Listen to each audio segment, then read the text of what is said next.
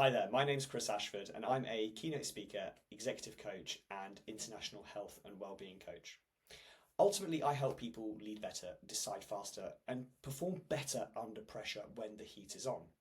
As a former British Army officer, having served nearly a decade, I've worked with people from all population types, from all levels of society.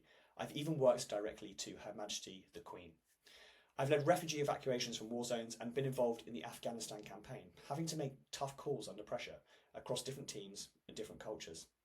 Now I share those lessons with professionals and leaders, focused on decision making, leadership, performance under pressure, giving you military mindset techniques that apply to business as well.